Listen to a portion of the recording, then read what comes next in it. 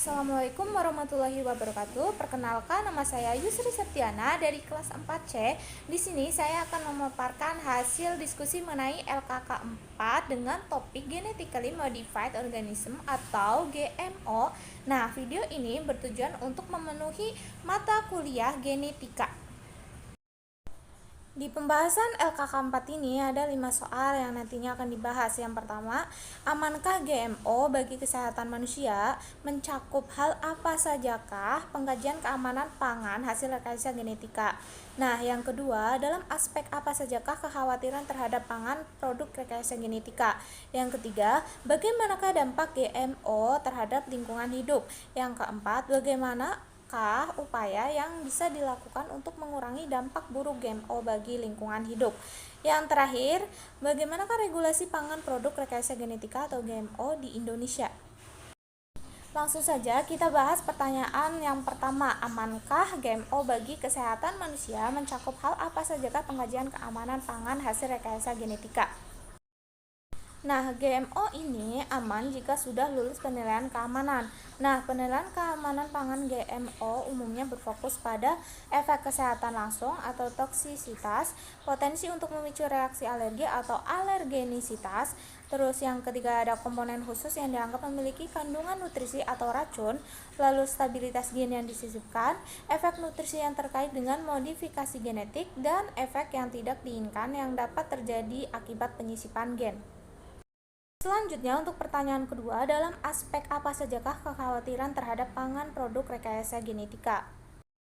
Yang pertama, pada bidang lingkungan, contohnya tanaman rekayasa genetika yang berpotensi merusak keseimbangan lingkungan di sekitarnya, hama dan penyakit tanaman akan lari ke ladang-ladang konvensional, sehingga mau tidak mau petani tersebut harus beralih menjadi pengguna tanaman transgenik yang harganya relatif mahal. Nah, selanjutnya pada bidang kesehatan, pangan hasil rekayasa genetika diduga menjadi penyebab berbagai penyakit dengan asumsi bahwa gen asing mungkin mengubah nilai gizi yang bisa mengurangi atau meningkatkan beberapa gizi dan nutrisi lain. Nah, banyak makanan GMO menggunakan mikroorganisme sebagai donor potensial yang menimbulkan alergi yang tidak diketahui atau belum teruji. Selanjutnya, pada bidang budaya, agama, dan etika. Contohnya pencantuman sertifikat halal yang dikeluarkan oleh Lembaga Pengkajian dan Pengawasan Obat dan Makanan Majelis Ulama Indonesia atau LPPOM MUI. Lalu orang-orang yang non-muslim dan muslim mungkin bermusuhan dengan produk tanaman GMO, khususnya biji-bijian yang mengandung gen babi, dan biasanya mereka bersikeras terhadap makanan halal yang kemurniannya dapat didokumentasikan. Selanjutnya, kelompok vegetarian mungkin sama khawatirnya terhadap sayuran dan buah-buahan yang mengandung gen hewan, dan beberapa orang takut makan makanan nabati dari GMO yang mengandung gen manusia. Selanjutnya, nomor 3, bagaimanakah dampak GMO terhadap lingkungan hidup?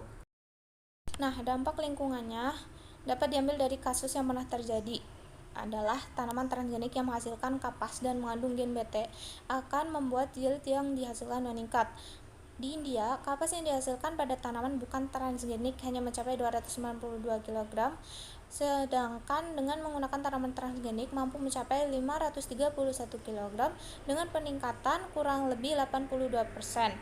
Namun demikian, kehadiran gen tersebut akan mengganggu beberapa organisme yang bukan target.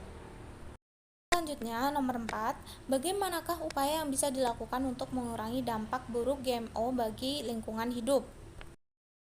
Yaitu dengan cara membuat hukum yang mengatur peredaran dan penggunaan GMO serta melakukan pelabelan. Menurut Abbas, tahun 1999 melaporkan bahwa pemanfaatan produk rekayasa genetika di Indonesia harus mengacu pada beberapa peraturan perundang-undangan. Seperti di sini ada 7 peraturan perundang-undangan. Yang kelima, bagaimanakah regulasi pangan produk rekayasa genetika GMO di Indonesia?